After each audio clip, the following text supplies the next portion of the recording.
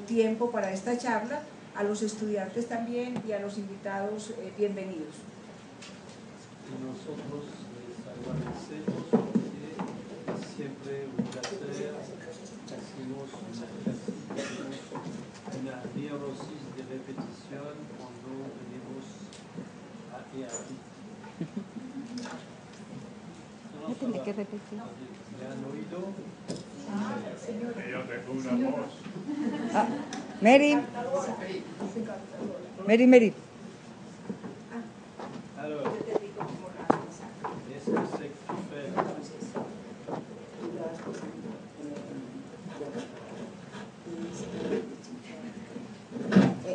Eso para retroceder, sí, está acá para bajar, sí, entonces vamos aquí.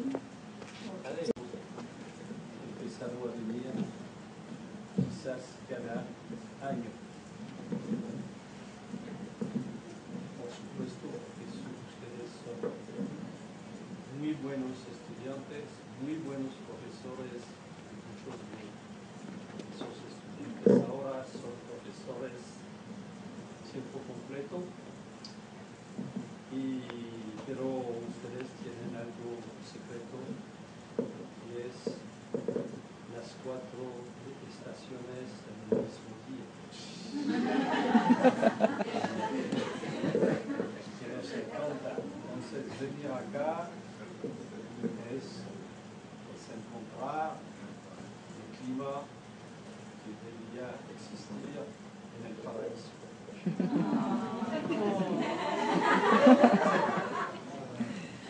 Somos en la parte humana, ¿no? Sí. Alors, vas-y. Muy bien. Estimados colegas y estudiantes, buenas tardes. Para mí es un gran placer estar hoy con ustedes.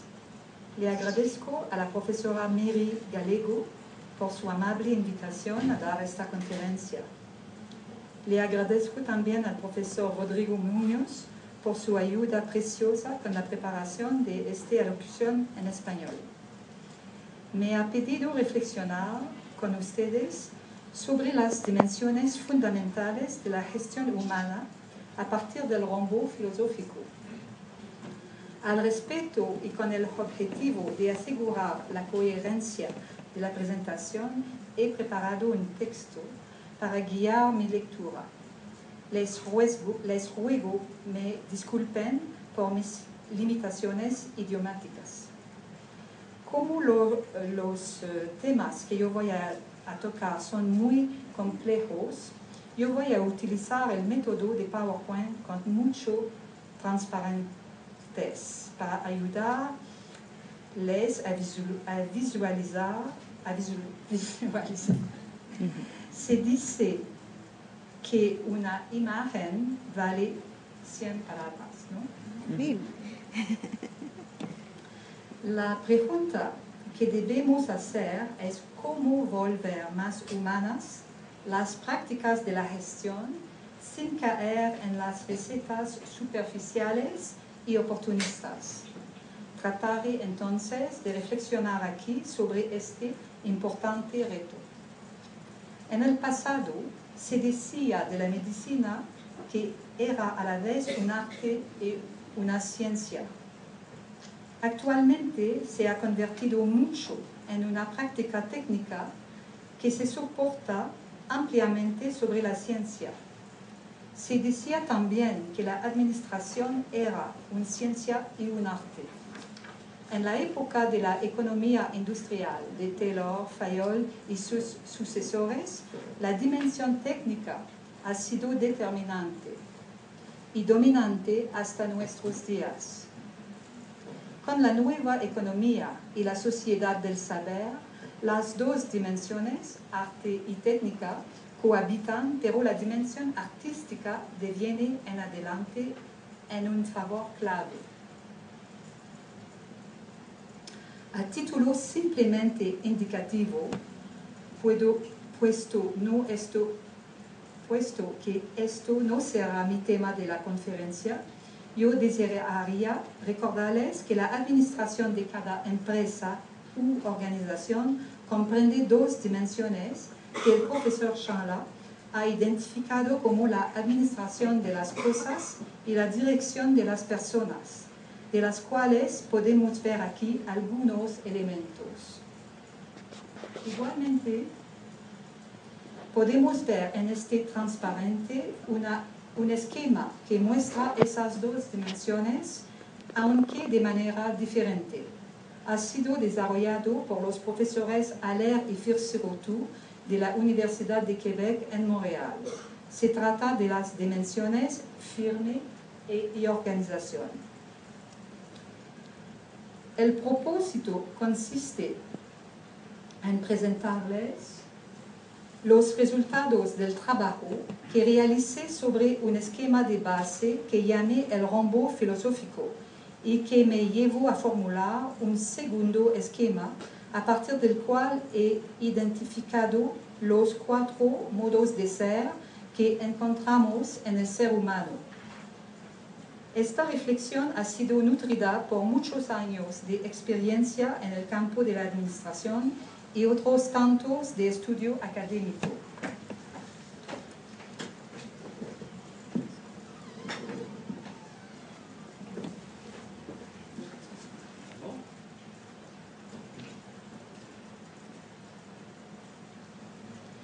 Permítanme contextualizarlos en los orígenes de mis formulaciones teóricas. Antes de ser profesora de administración, yo fui asesora de la alta dirección de una universidad durante 15 años. Una de mis responsabilidades fundamentales de la época consistía en recomendar soluciones a los directivos de la universidad con respecto a los problemas administrativos que encontraban. Asumir el rol de consejera me permitió durante todos esos años tener intercambios con cientos de directivos, decanos, jefes de departamentos, de programas y numeroso personal administrativo como académico. Puesto que esas personas ocupaban cargos de decisión, mientras que yo estaba en posición de asesora.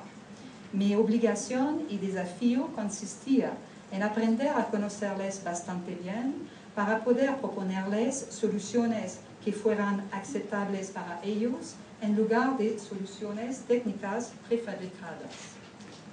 Gracias a mi función de asesora, tomé conciencia de que carecía de esquemas adecuados para entender todas las situaciones que debía ayudar a solucionar y las personas a las cuales debía apoyar. Es decir, descubrí que necesitaba construir esquemas adecuados para organizar y clasificar toda la información a la cual estaba expuesta y que yo debía tener en cuenta para ser un mejor consejera. Esos esquemas para organizar y clasificar la información son lo que yo identifico como marco de análisis. También descubrí que las competencias de una persona proceden fundamentalmente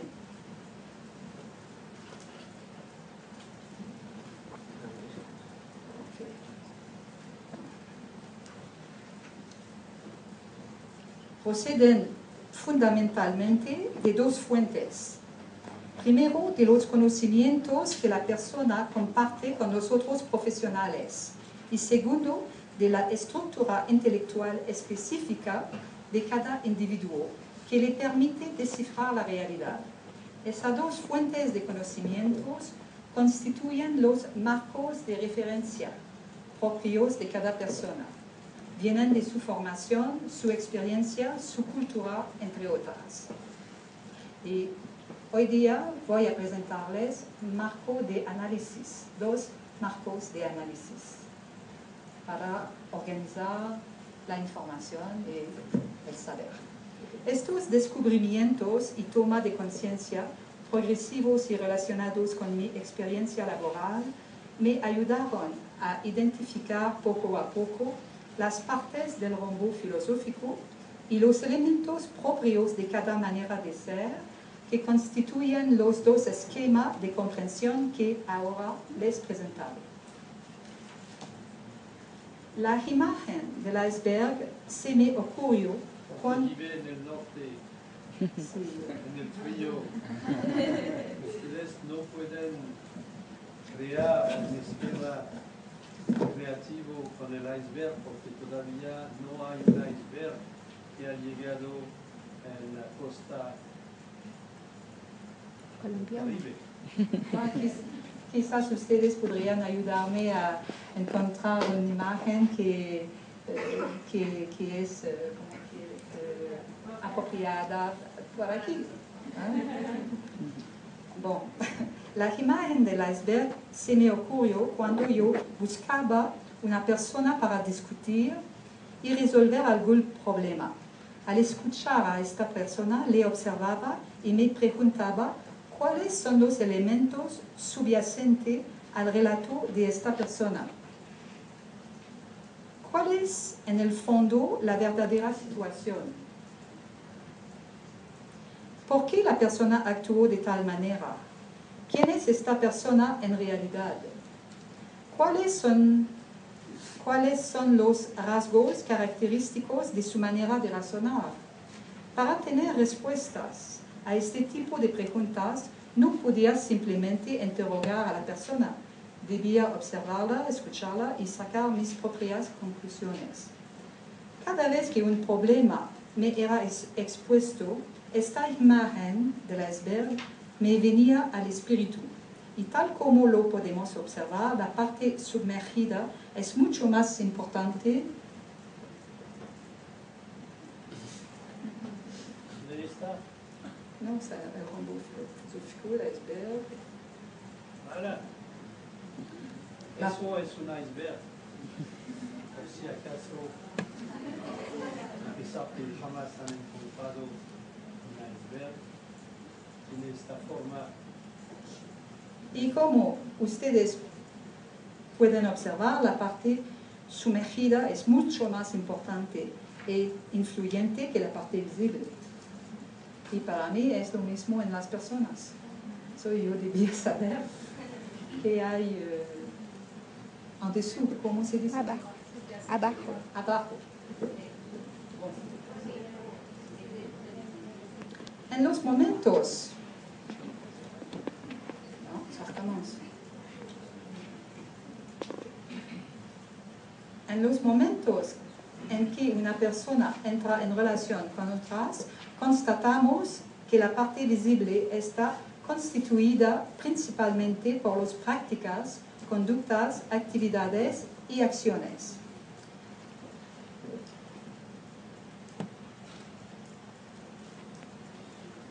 Bajo la categoría de prácticas y conductas se incluyen todas las actividades de producción y de creación, las herramientas, los materiales, trabajos y obras producidas, así como los intercambios interpersonales, incluyendo los modos de comunicación y el ejercicio de la palabra.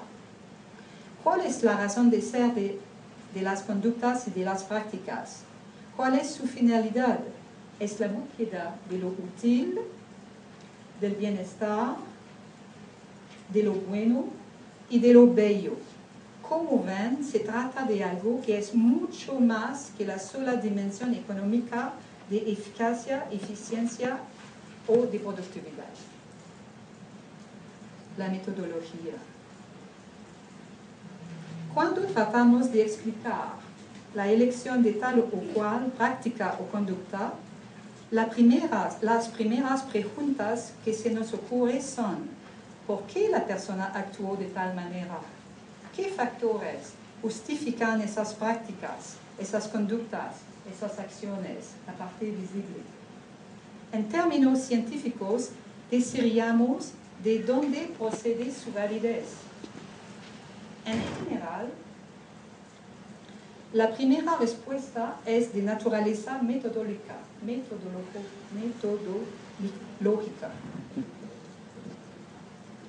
Cada persona responde con frases como las siguientes: yo actué como aprendí. Yo actué según mi experiencia. Yo actué según lo que me pareció lógico y aceptable en la situación. Este tipo de justificación que constituye la explicación racional de las prácticas y conductas representa el primer nivel de validación. ¿Qué aspectos podemos incluir en la metodología? Aquí se encuentran todas las teorías de conocimiento, científico y no científico, las diversas metodologías reconocidas, los procesos intelectuales aceptados. Acá conviene recordar que la finalidad de la metodología consiste en asegurar la cualidad técnica del saber y garantizar la veracidad o la validez. De todas formas, debemos reconocer que la validación metodológica no es suficiente. Cuando interrogamos a una persona acerca de la justificación de sus actos, siempre surge un segundo tipo de validación. Es la validación ética. Lo que está en juego son los valores de la persona que vienen a apoyar sus actos y sus comportamientos. En la dimensión de los valores se consideran los principios morales de la persona, las normas culturales y sociales de su grupo. La validación moral y cultural da la legitimidad, no la validación, la legitimidad de las conductas, la conciencia de estar actuando correctamente. Y aquí somos en el territorio de la búsqueda del bien.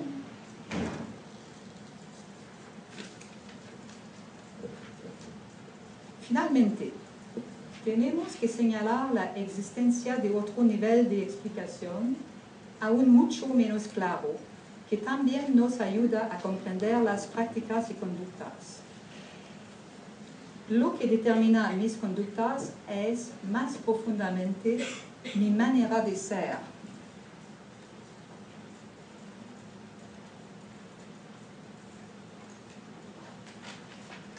Mi identidad. Yo actúo como soy. Surge entonces la pregunta clave: ¿quién soy yo? ¿Cuáles son los elementos fundamentales del ser? ¿En qué consiste la identidad de una persona?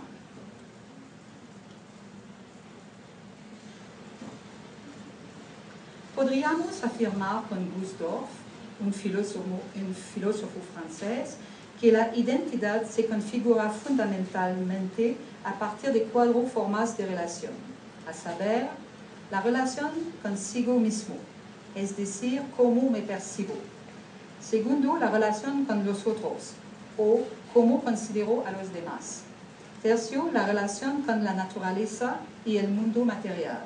Y finalmente, la relación hacia la trascendente, hacia lo trascendente, lo desconocido, lo sagrado para cada persona.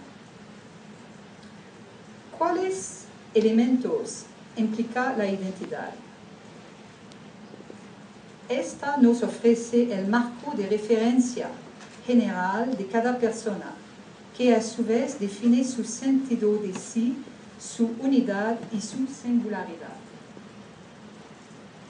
Volviendo al rombo, sus 4 dimensiones tienen cada una su contribución precisa.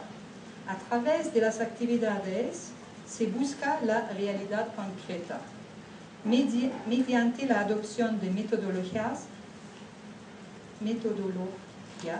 se pretende la validación de las acciones específicas. Los valores proponen fuentes de legitimidad. Gracias a las consideraciones respecto al ser, profundizamos en las distintas relaciones que, expresada a la manera de cada quien, nos ayudan a forjar y definir la identidad profunda. Resulta altamente significativo que las 4 dimensiones que permiten entender las acciones corresponden a las 4 grandes ramas fundamentales de la filosofía, a saber, la praxeología, la epistemología, la axiología y la ontología.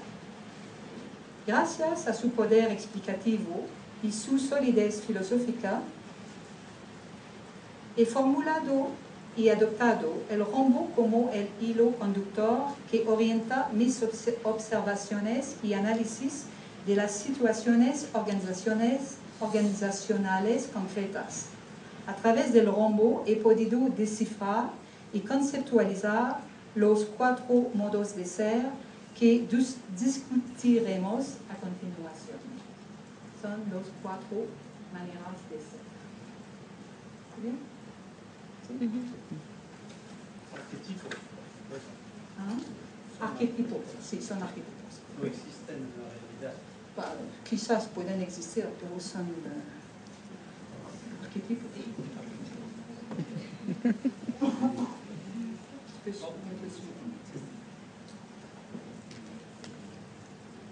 Veamos ahora el primer modo de ser, el ser sistemático. ¿Cómo se comporta una persona sistemática? ¿Cómo actúa y cómo se manifiesta en la práctica? ¿De qué manera se puede reconocer en la realidad cotidiana? Primero que todo, se podría decir que el ser sistemático es una persona que actúa de manera estructurada y metódica.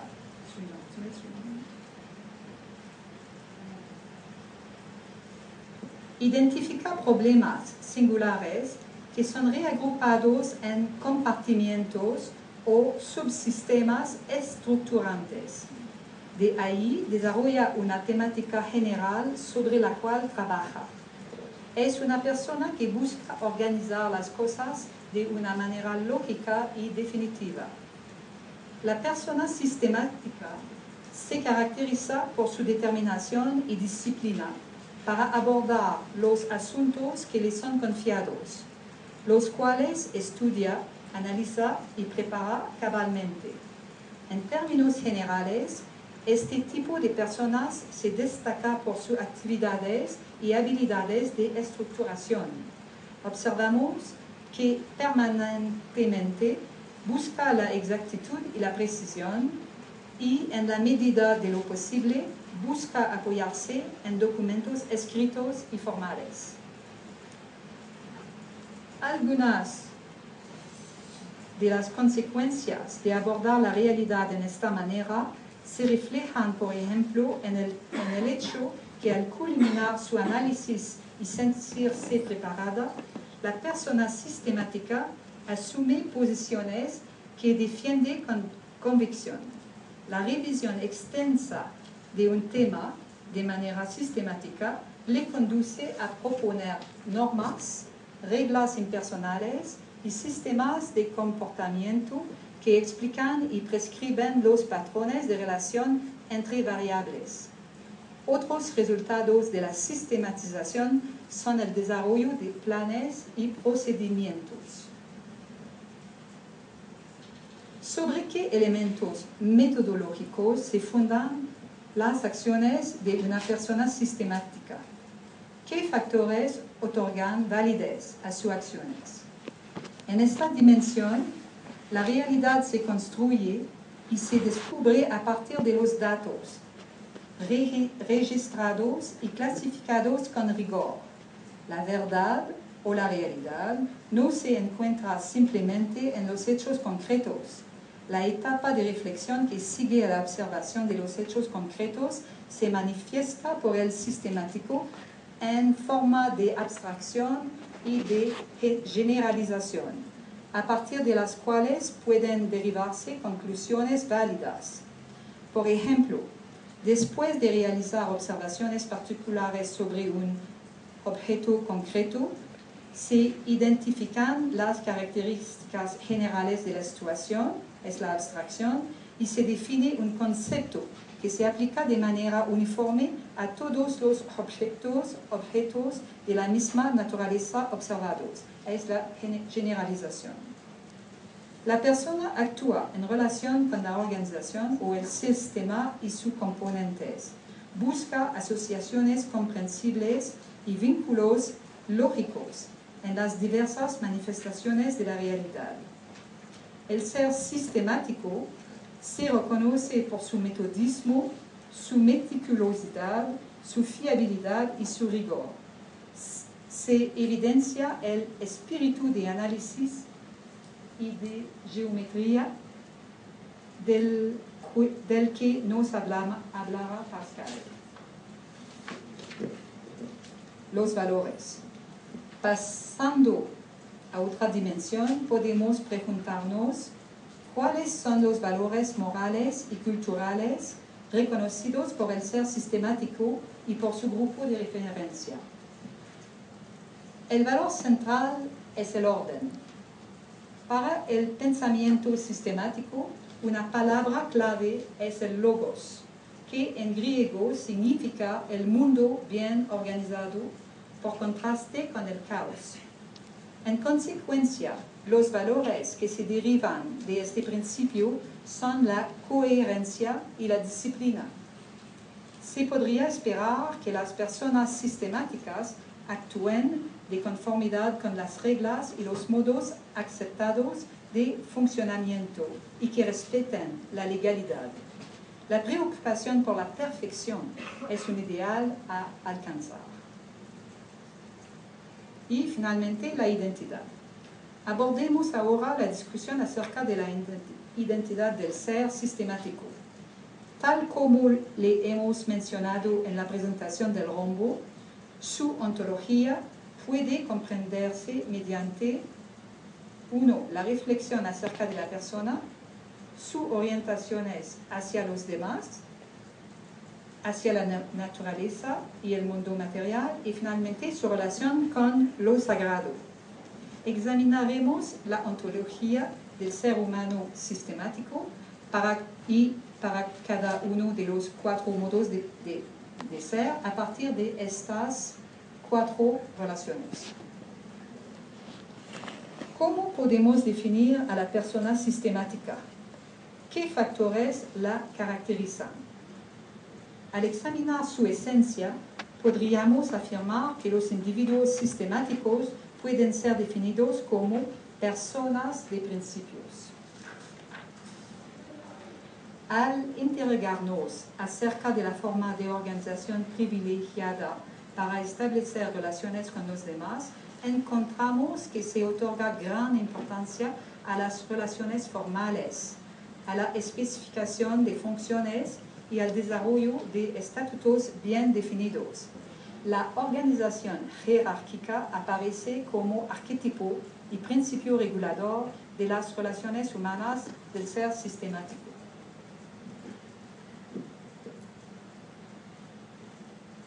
Al examinar el tipo de relación que se configura hacia el entorno, la naturaleza y el contexto material, descubrimos la concepción de un mundo bien estructurado, en el cual existe un lugar para cada cosa y cada cosa en su lugar, como lo dice el proverbio.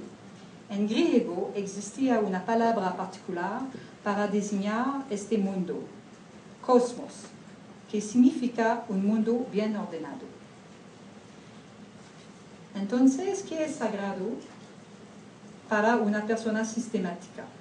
Aquí la razón y la lógica son los elementos que constituyen lo sagrado para esta persona.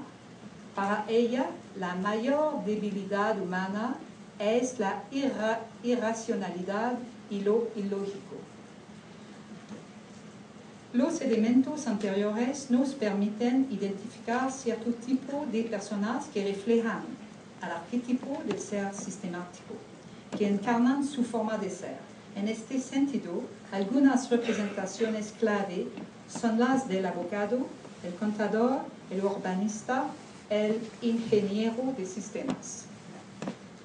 Sintéticamente, el sistemático se presenta como sigue. Non, Alex, je peux commencer encore. Je retourne en arrière. Non, c'est déjà perdu. Vamos a ver imágenes que representan lugares, eventos o personajes sistemáticos.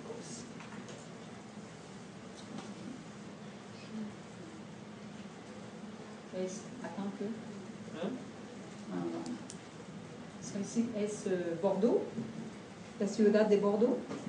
Bordeaux. París, por supuesto, con las grandes boulevards. Continue. Jardín de la Francesa. Oui, continue.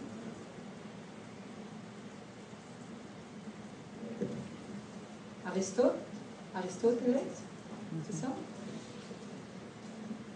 Descartes, el discurso del método. Continue. Ignacio de Loyola. Y el jefe general de los jesuitas está en Medellín. Y ahora tenemos un papa jesuita. Sistemático. Continue. No, el sistema de educación china es Allah el no está todo. colegio jesuitas. Se sabe.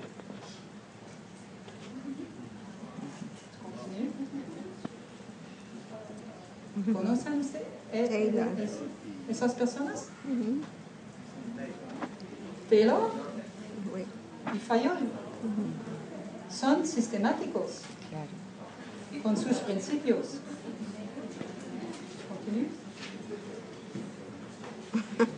La Merkel. Angela Merkel, no sé. Quizás me parece sistemática, pero no sé. Se trata de ayer. ¿Ah? La Merkel. Un alemán. Es generalmente sistemático. Usted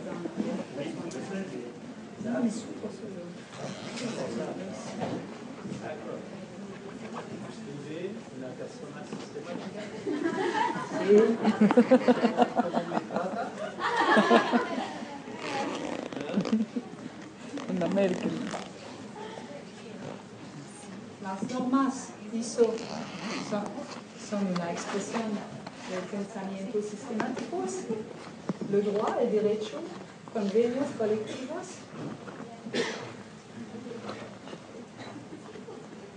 ¿Ça va?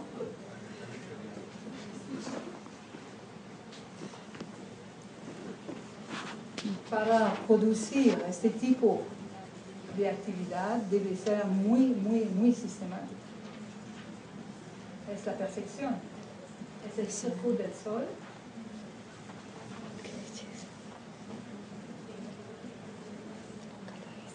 Alors, ¿ustedes podrían darme ilustraciones colombianas o latinoamericanas del ser sistemático? Oribe.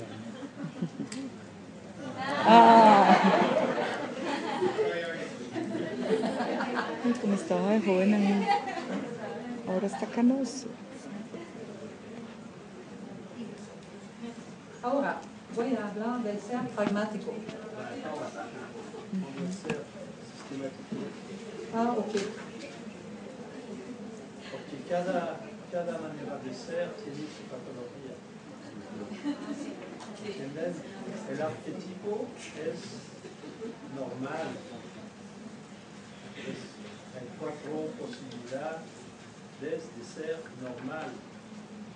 Pero en cada caso hay una potencialidad de patología, es decir, de exceso. Sí. Cuando el ser sistemático se comporta de manera excesiva, Como lo has visto.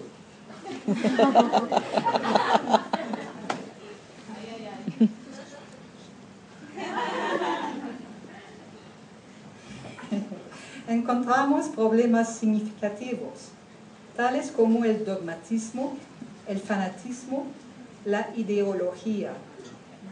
También aparecen el exceso de autoridad o formas de organización con las burocracias y tecnocracias, donde el exceso de reglas y normas inhiben manifestaciones espontáneas de la realidad y otras expresiones auténticas de los seres humanos.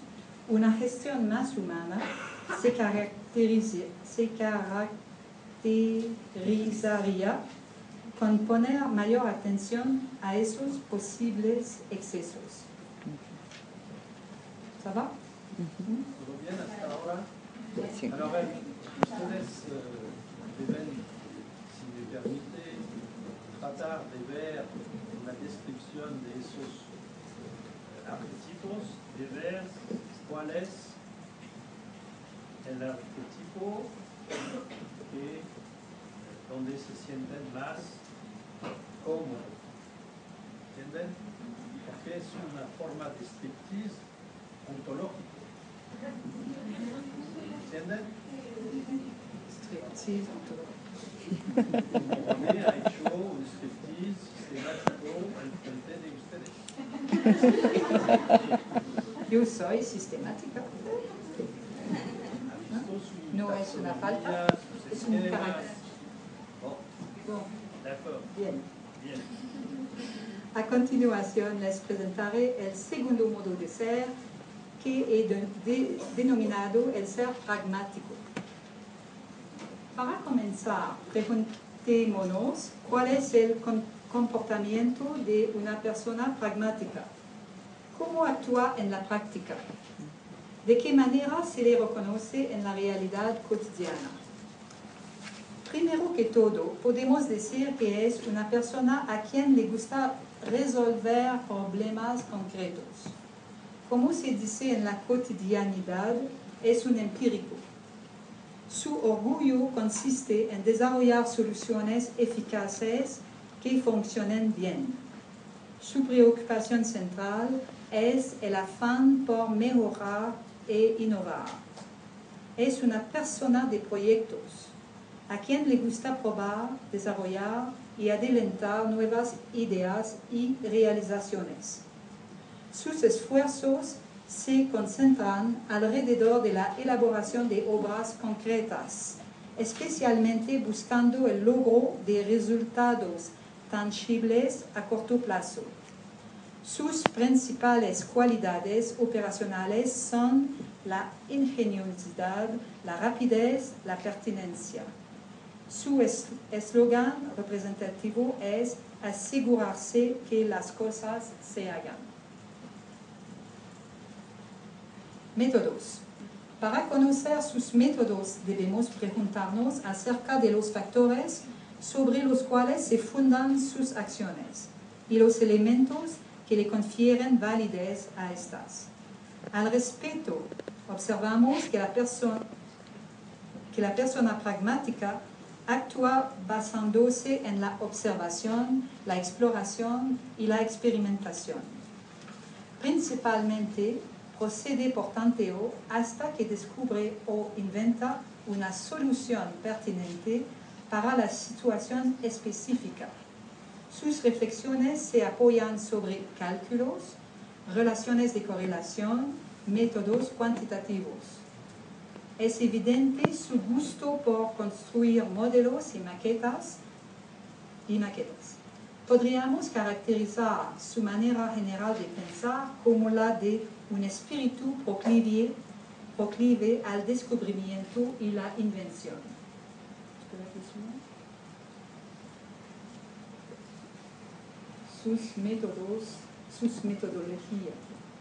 Su metodología.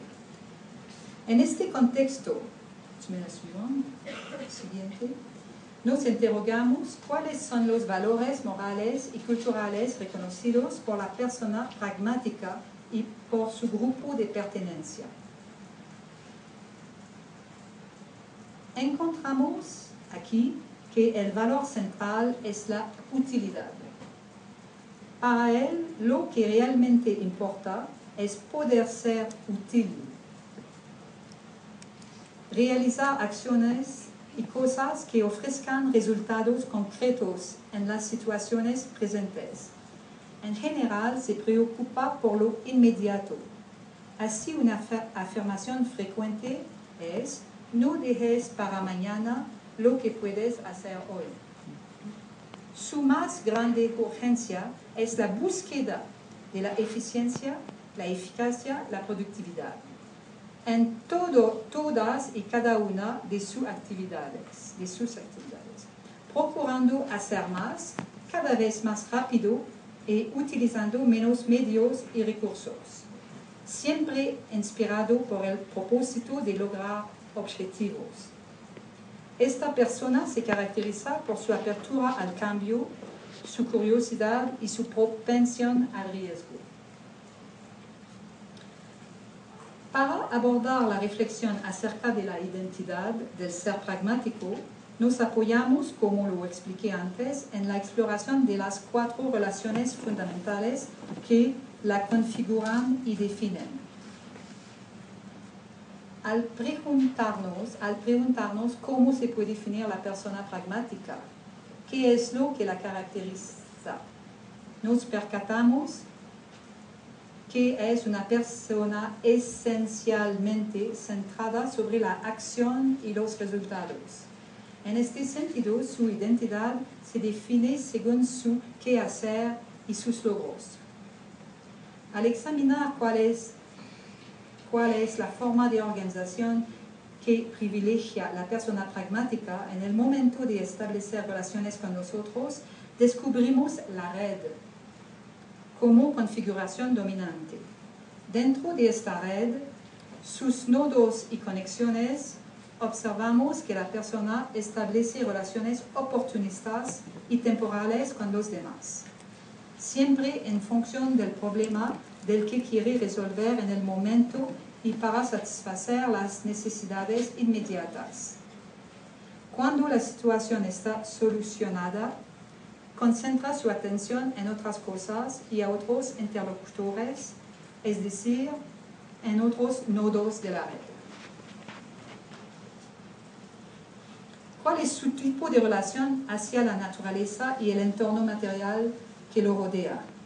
Al evaluar esta dimensión, se revela que la persona pragmática concibe el mundo como una simple reserva de recursos a explotar para promover el desarrollo material. Cuando aparece la expresión recursos humanos para hablar de los empleados, nos situamos en el universo simbólico del pragmatismo. El lenguaje del pragmático siempre refleja referencias instrumentales. ¿Y qué elementos aparecen como sagrados para la persona pragmática? Se nos revela la idea del progreso, el desarrollo, el crecimiento y el cambio permanente.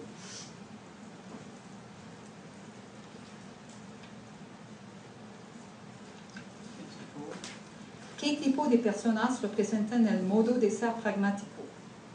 Los arquetipos más elocuentes los encontramos en el ingeniero de producción, el empresario, el artesano, el inventor, el científico de laboratorio. Sintéticamente, el pragmático se presenta como sigue: resultados concretos, eficacia, acción, etc. A continuación, les comparto imágenes que ilustran el modo de ser pragmático.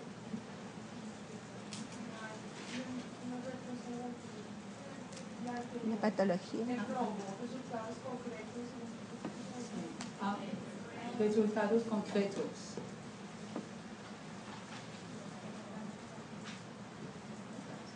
Leonardo da Vinci, tu es d'accord? Oui.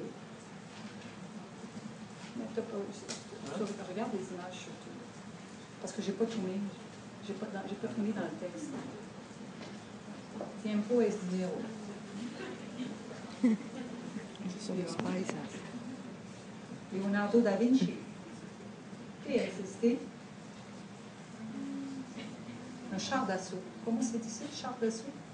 Un tanque que se utiliza mucho en el Medio Oriente en el momento. ¿Conocen esos hombres? Sí, Bill Gates y Carlos. Carlos Caña. Slim, ¿o no? Bill Gates. Sí. Bill Gates y Carlos Slim. Carlos Slim. Los más ricos. Del mundo. Mexicano. Mexicano. ¿Cuáles son? Herramientas, curvas, Maquiavelli. ¿conocen? ¿Podrían dar ilustraciones? Muchos. ¿Del ser pragmático? Rodrigo. Rodrigo. ¿Tú lo ves pragmático? Ellos lo ven como pragmático. ¿Cómo dices? Manuel Elki Patarroyo, un científico. El de la vacuna de la malaria. Vacuna contra la malaria. Ah, como para mandar. Patarroyo. Empresarios Empresarios. como Luis Carlos Sarmiento. ¿Dónde están las mujeres pragmáticas? Muchas. ¿Ah? Est-ce qu'il y a autre chose? Est-ce qu'il y a d'autres illustrations? Non. Ok. Cuando el ser pragmático se comporta de manera excesiva, encontramos problemas significativos tales como el oportunismo, el aprovechamiento de los demás, el maquiavelismo, la búsqueda de beneficios excesivos. Recordemos la crisis del 2008, entre otros. Una gestión humana pondría un mayor cuidado en ese utilitarismo exagerado y el interés desbordado. El ser pragmático en exceso con respecto a los trabajadores se traduce en explotación, salarios bajos, metas muy elevadas y progresivas, jornadas excesivas, etc. Que son,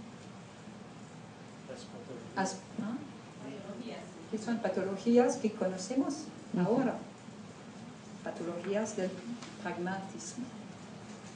Bon, el ser mítico. Ahora los invito a considerar conmigo el modo de ser mítico. ¿Cómo se comporta una persona mítica? ¿Cómo actúa en la práctica y en la realidad cotidiana? Al tratar de responder estas preguntas, encontramos que la persona mítica jamás se encuentra sola. Siempre está rodeada de otras personas con las cuales establece estrechos vínculos de carácter personal donde florece la comunión de ideas y de sentimientos. Para esta persona, la palabra no es un simple medio de comunicación, sino que constituye una actividad fundamental. Su manera de hablar refleja plenitud de vida e imágenes provocativas. Su cotidianidad está repleta de encuentros personales, ceremonias, fiestas y símbolos. Esas personas sueñan con realizar hazañas que desbordan los caminos convencionales. La característica que sobresale en este tipo de personas es su expresividad y vitalidad.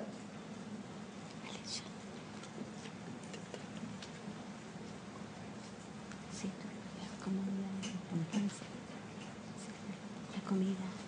¿Cuáles son los elementos de su trámite metodológico sobre los cuales fundamenta sus acciones?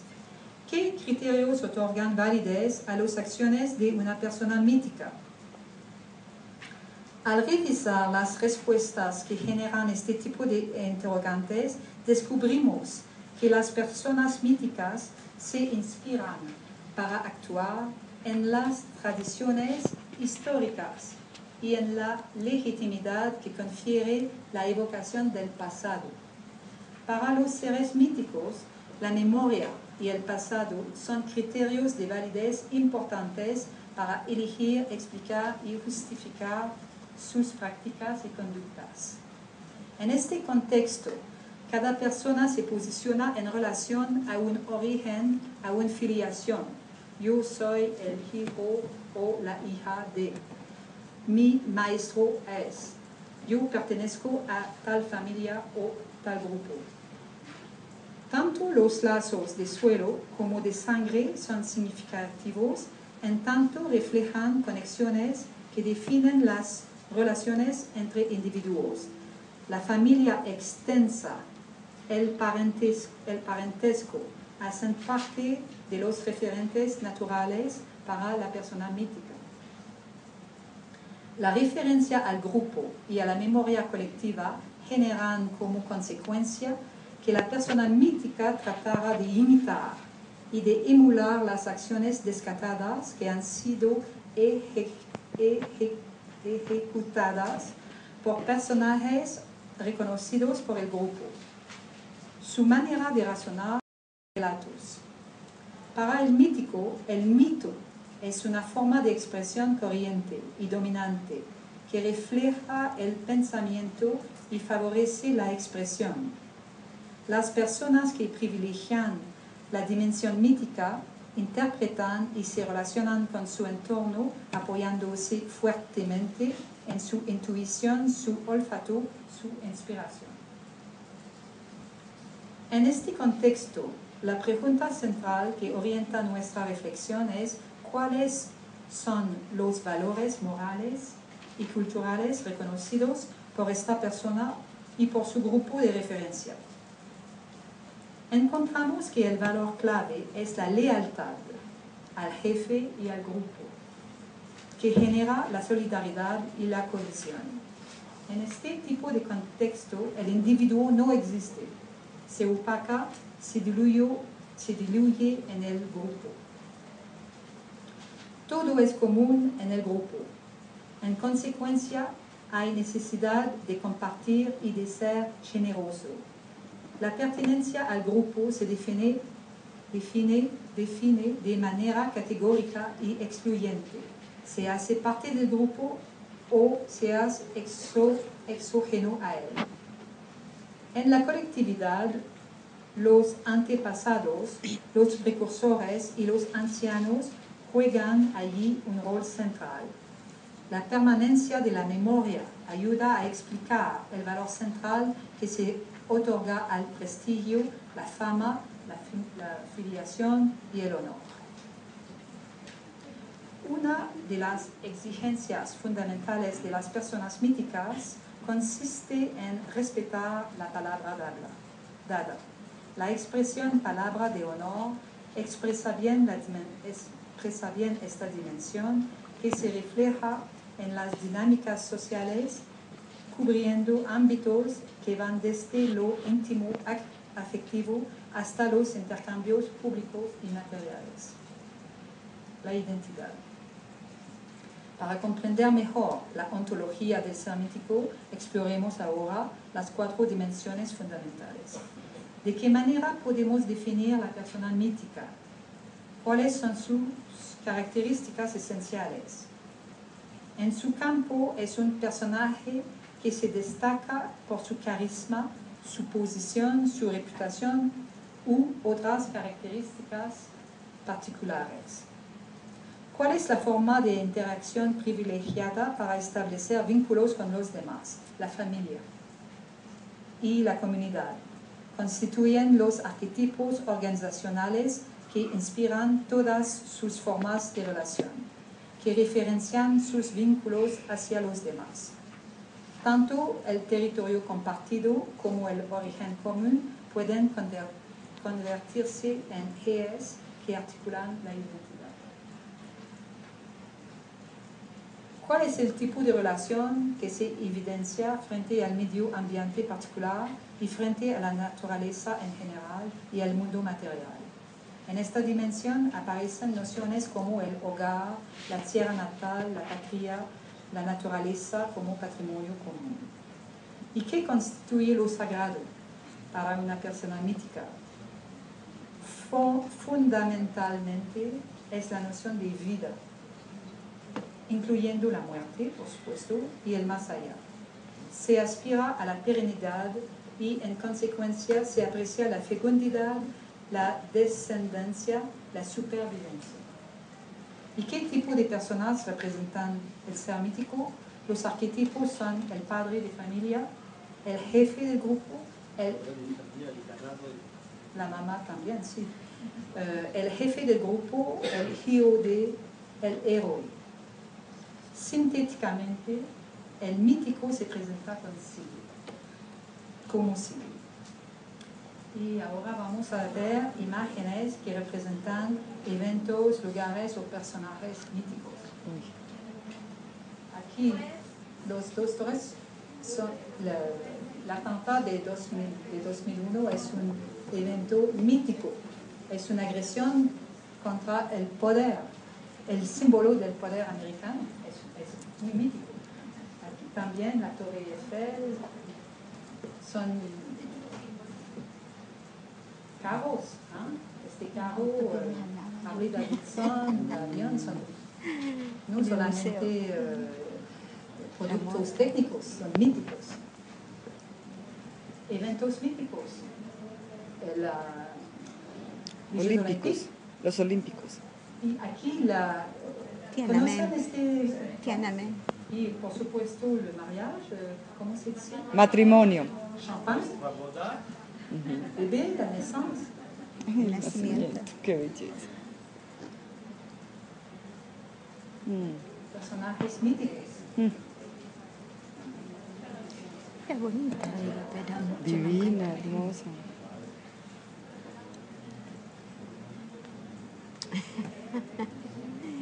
Pelé, Yo le Gardel. conté de Carlos Gardel que había muerto aquí. Sí, yo, ¿en dónde? Ve que aprendieron la lección. está feliz. Ay, tan Le bello. dije yo, no conozco a Carlos Gardel, no puede ser. Fue muy lamentable. Podrían identificar Otro Uribe. Celle qui a sauté, celle qui a fait le triple saut aujourd'hui. c'est après, je leur demande. ¿Podrían ustedes identificar ilustraciones míticas de Colombia? García Márquez. Gabriel García Márquez. Sí. Juan Valdés. Juan Valdez. La imagen del café de Colombia, Juan Valdés.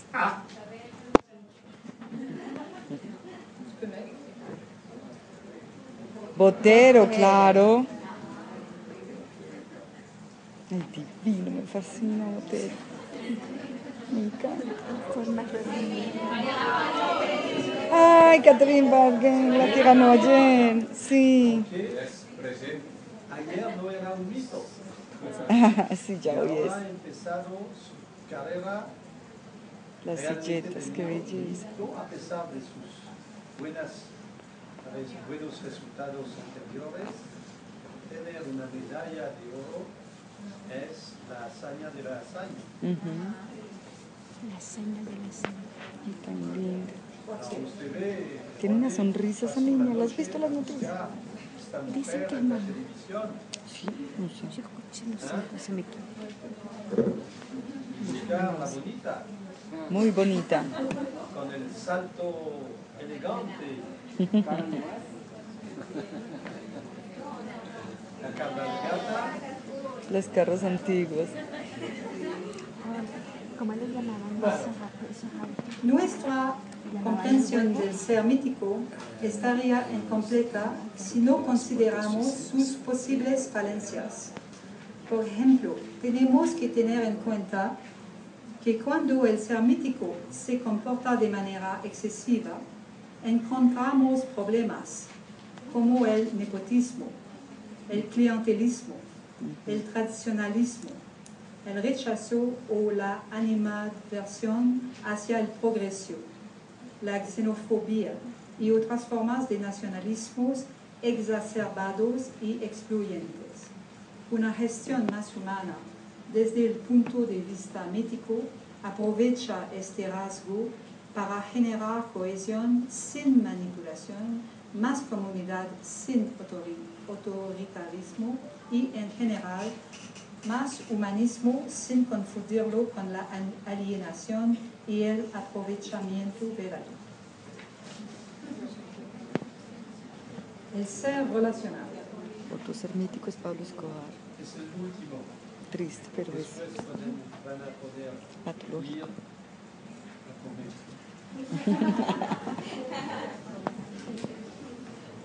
Él ya tiene ¿Cómo una. se comporta una persona de tipo relacional?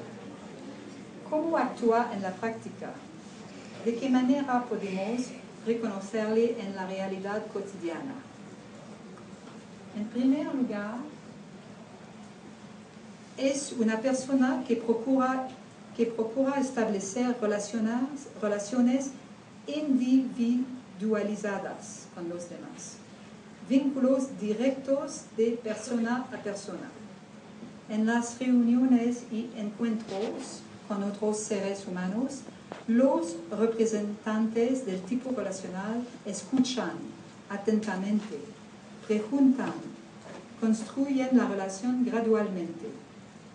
En esta dinámica, el diálogo constituye una actividad de gran significación, así como la concertación y la búsqueda de soluciones negociadas, donde todos los implicados ganan.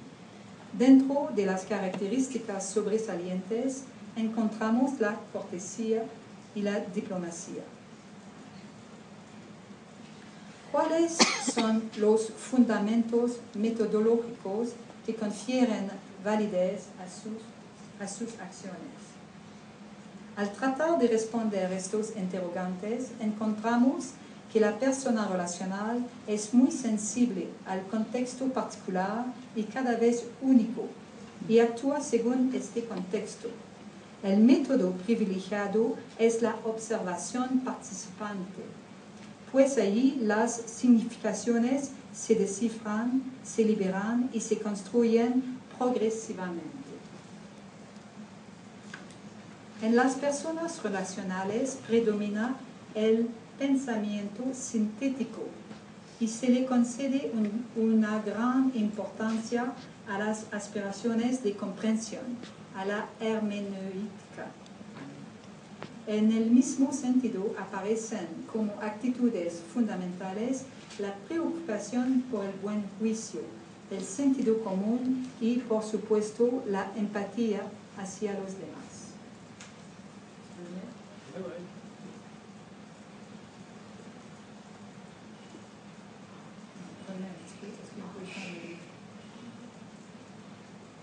Oui, chef.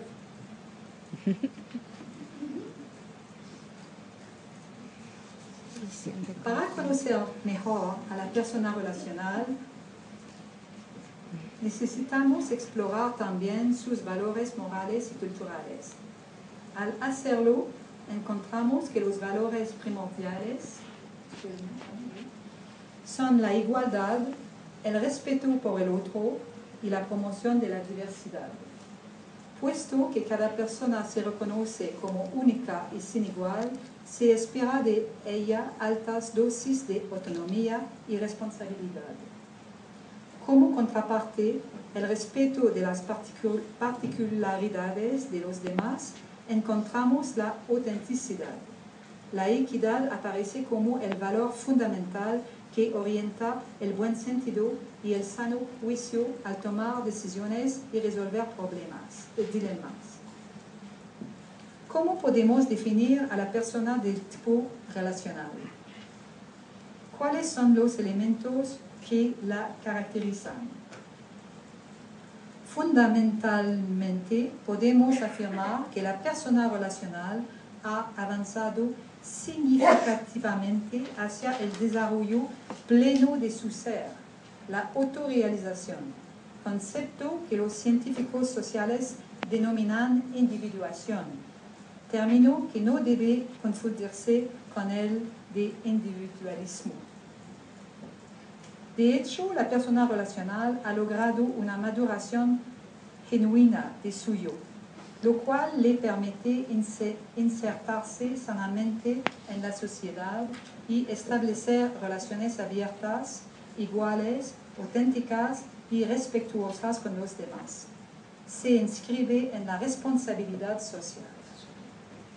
En cuanto a la naturaleza, las relaciones se caracterizan por su orientación ecológica, inspirada en el respeto por el medio ambiente y el reconocimiento del valor de todos los ecosistemas y sus especies vivas, animales o vegetales.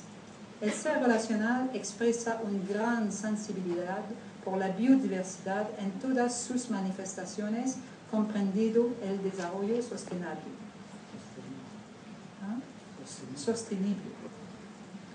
Al examinar la concepción de lo sagrado para el ser relacional, emerge claramente la búsqueda de una visión compartida, un conjunto de perspectivas que crean nexos y que acerquen a las personas, construyen puentes que estimulan el acercamiento con el respeto por la pluralidad y sin pretender uniformar el pensamiento.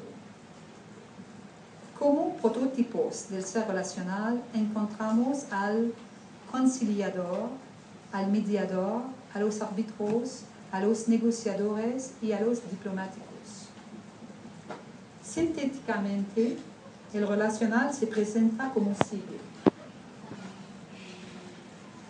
Podemos ver allí los elementos clave del ser relacional a tener en cuenta para una gestión más respetuosa de las dimensiones humanas.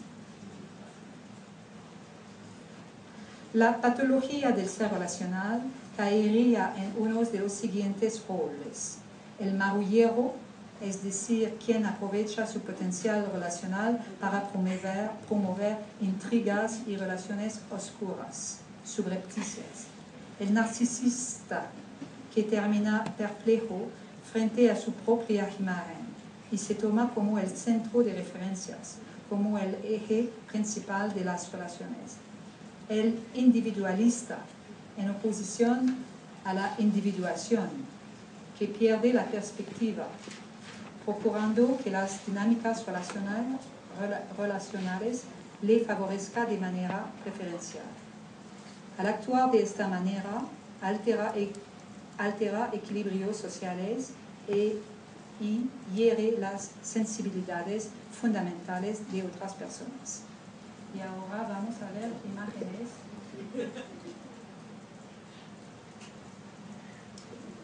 Hacia el otro sentido. Está retrocediendo. Eso. Imágenes de personajes relacionales.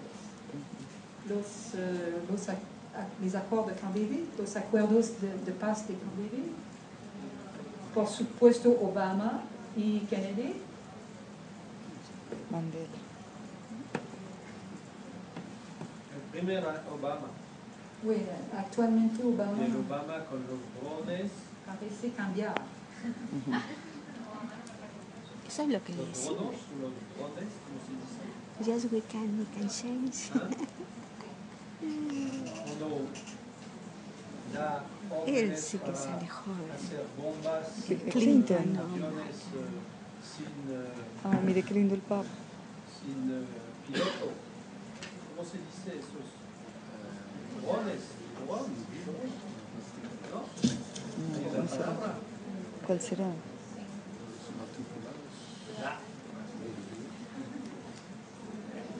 No lo entiendo. Obama ha empezado a utilizar más y más bombas que vienen Los misiles. de aviones sin piloto. Los misiles. Ah, los drones. Los drones. Drones. Su pronunciación no está buena. Drones. Me parece que el Papa actual parece muy relacionado. Ujú. Y por supuesto son símbolos, ¿no? Y qué bonitas esas manos. No, Alain touche pas. Sí. Daniel Goleman, social inteligente. Tu me suivant? Y ¿Podrían ustedes identificar imágenes o personajes de aquí? relacional. La esposa de Uribe. Ella era muy, no tan relacional, ella es muy ¿Por qué? callada. Más míticos, sistemáticos y relacionales. No, muchos relacionales. ¿Ah?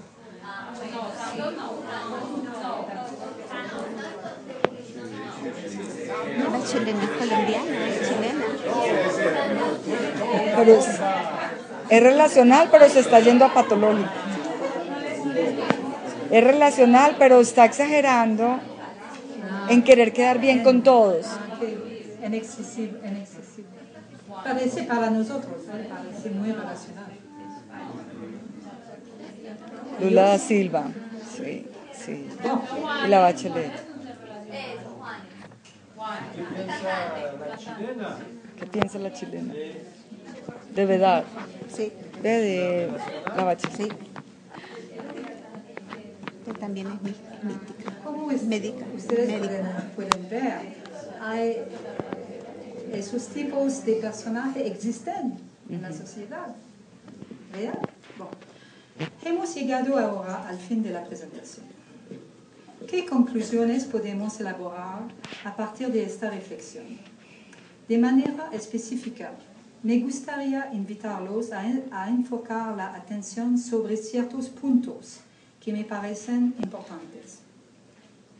Hemos visto que las prácticas y conductas de una persona o de una organización se apoyan sobre tres bases diferentes, pero la ontología constituye la clave fundamental para justificarlas. Es que se devuelve. El que no es. ¿Ah? Ahí. Esto implica que cada persona debería buscar sus propias características para cada uno de los componentes del rombo, de manera que pueda descubrir con qué modo de ser se siente más identificada. Este se aplica a la organización también. La reflexión respecto a los 4 modos de ser nos obliga y nos ayuda a renunciar a las trampas del pensamiento dicotómico, el cual nos hace pensar en parejas de términos excluyentes, tal como falso o verdadero, bueno o malo, derecha, izquierda, etc.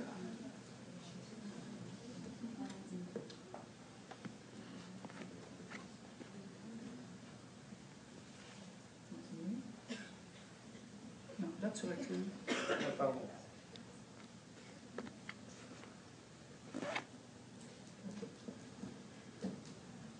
Gracias a sus características particulares, el descubrimiento de las distintas formas de ser y de sus arquetipos nos indican la imposibilidad de alcanzar la plenitud en los 4.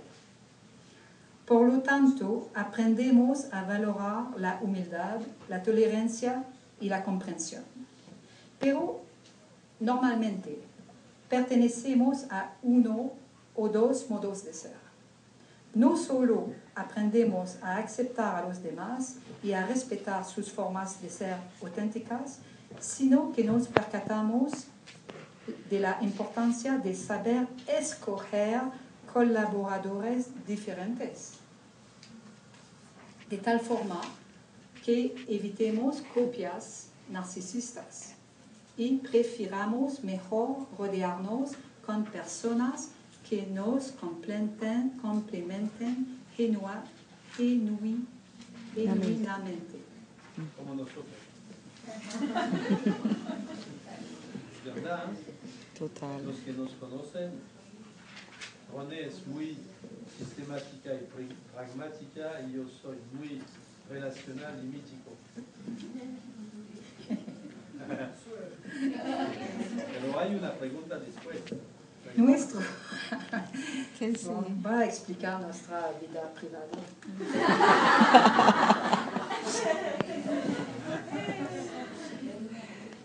Nuestro análisis también nos permite constatar que los 4 modos de ser son equiparables en términos de valor, que, y algo importante, que ellos coexisten en la realidad, con el mismo nivel de importancia en la sociedad. Esta sería una conclusión significativa que se opone además a las interpretaciones evolucionistas según las cuales el pensamiento pragmático o científico representa una forma de ser y de pensar más avanzada que las demás. En un hospital, por ejemplo, las urgencias tienen que ser pragmáticas. La radiología es sistemática. La obstétrica y los cuidados paliativos son míticos. La atención psiquiátrica debería ser relacional, lo que significa que idealmente se podrían tener modos de administración diferentes dentro de un mismo establecimiento. Como se puede observar, los estudios actuales de administración se apoyan principalmente sobre dos modos de ser, sistemático y pragmático. En el ámbito organizacional, el modelo de los 4 modos de ser constituye un instrumento de diagnóstico sutil y profundo para orientar mejor varias decisiones que influyen en el bienestar de las personas y las organizaciones. Entre algunas de las aplicaciones útiles encontramos la posibilidad de comprender los distintos tipos de actividad y su naturaleza, insumos para desarrollar prácticas de gestión apropiadas, criterios para determinar la asignación de funciones y distribución del personal. El rumbo filosófico también nos permite comprender la diversidad del pensamiento, sus posibilidades de enriquecimiento mutuo y, por supuesto, desarrollar estrategias para conciliar perspectivas diferentes.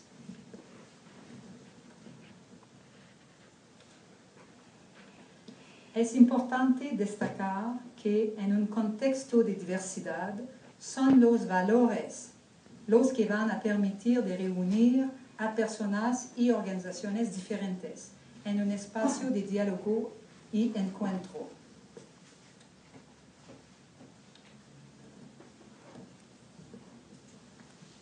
De nuevo, René no me gusta cuando yo digo eso, pero es nuestro striptease de pareja, porque somos tan distintos que la gente aún se pregunta cómo podemos tener tantas buenas relaciones. ¿Cuál es el secreto? Jamás hemos tenido conflictos de valores, a pesar que somos realmente dos modos de pensamiento que dominan, no somos mismos. ¿Estás de acuerdo, Alexa? ¿Eres de acuerdo? Sí, por supuesto.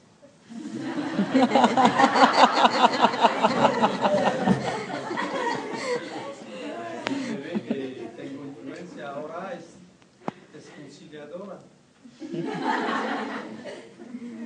Bueno, finalmente, podemos constatar que durante el curso de la vida, la persona pasa por diferentes etapas.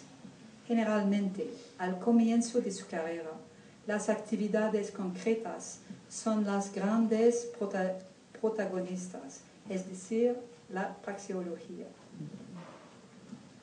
Luego, después de algunos años, es preciso estar al tanto de la competencia teórica o epistemológica.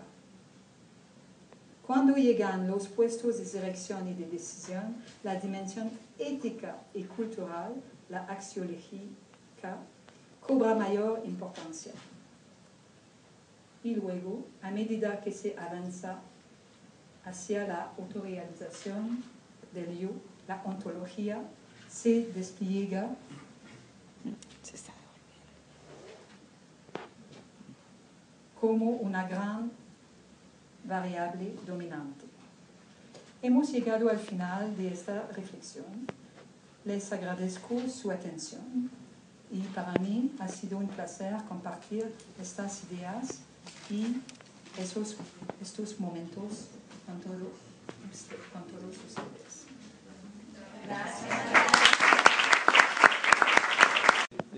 Muy clara. Después, como son los arquetipos, es obvio que hay que matizar para cada caso y a cada época, para cada persona. ¿Va? Si usted tiene preguntas, ¿Comentarios? comentarios. ¿Preguntas? Oui, sí, Toda esa parte por del favor. Se habla mejor de pie. y despacio, que les hable. Bueno, en toda esta parte del rompón, pues del ciclo de la vida, ustedes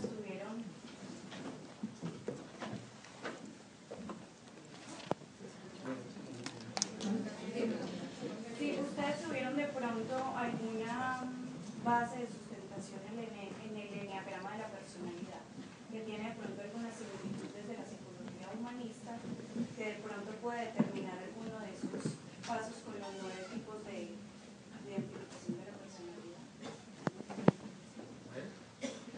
Sí, la dimensión psicológica pertenece a la ontología. ¿Quién soy yo? Hay una relación, pero el rombo filosófico no es solamente de naturaleza psicológica. Porque por ejemplo, ¿qué es sagrado para mí? Quizás es la religión, quizás es otras. En la psicología estudiamos solamente las características. Sí, pero en el eneagrama de la personalidad, o sea, el concepto que se tiene en el eneagrama de la personalidad básicamente nace de un sufismo filosófico y se encamina pues de alguna manera como a determinar pues, como los diferentes tipos de personalidad en el ser humano y las diferentes conductas. No creo que ella esté entendiendo lo del eneagrama. Primero que todo, desde la teoría del color del rombo. No. René entiende que es el eneagrama. Y tiene su relación y tiene su base pues siempre bien profunda. Pues yo sí vi muchas similitudes con el eneagrama de la personalidad realmente. O sea, hay mucha similitud, siendo cuatro tipos pues completamente diferentes a los 9 tipos de personalidad del eneagrama de la personalidad, ¿sí? Que básicamente pues también tiene una característica teórica del ser humano. Y tú tienes razón, es que en el mercado de las taxonomías de personalidad hay una cantidad de taxonomías. Alors, para mí, cuando René ha creado su rombo, yo conocía varias teorías, taxonomías, pero lo que me fascinó era que daba una base sobre los 4 ramos de la filosofía. Y eso hace que hay menos overlapping, menos chevauchement, como se dice. Superposición. ¿Ah? Hay menos superposición. Hay menos Se pueden superposición. separar más. Si tú tomas muchos de las taxonomías, tú ves que hay varias diferencias de palabras utilizadas que tienen overlap, tienen superposición. Traslapes. Alors, y segundo, entonces hay esta sustancialmente declarada la importancia del fundamento filosófico. Y finalmente, las dimensiones son consecuencias de una vista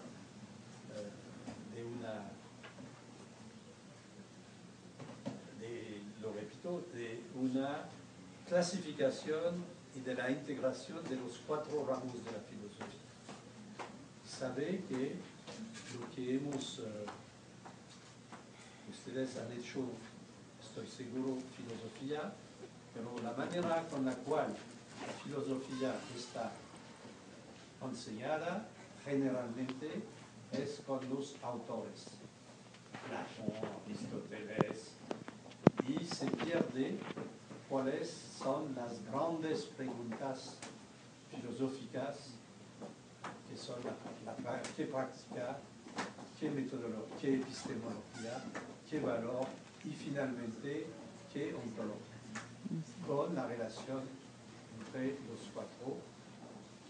Y René aún ha enseñado en el Rombo que con las prácticas se puede tener, si hay una fineza en la observación, una manera directa de llegar a la ontología. Nos revelamos nuestra ontología a través de detalles.